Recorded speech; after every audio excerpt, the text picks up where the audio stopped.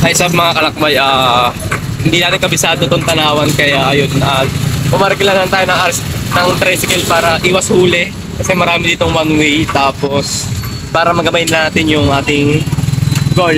Ang goal natin ay mahanap yung pinakabagsakan ng gulay, tapos ayun, doon tayo mag-uusap sa mga business partner natin. Tara, kain muna tayong mananakyo mga kalakbay.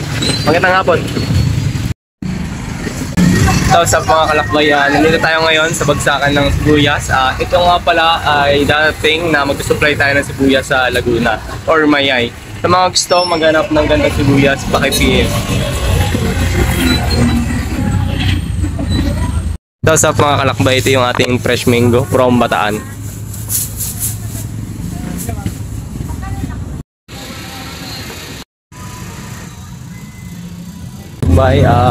Ganito pala dito sa sistema sa palengke ng Tanawan.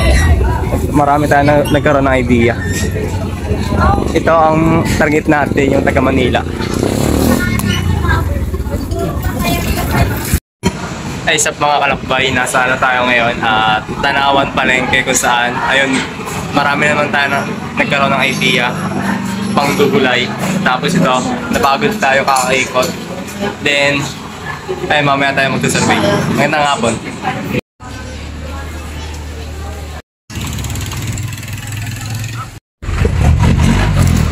Ay sa mga kalakbay, tapos na natin dito na mag-check kung paano ang lakaran. Ayun, nagkaroon tayo ng idea. Then sana makakuha tayo ng customer or papagsaan dito.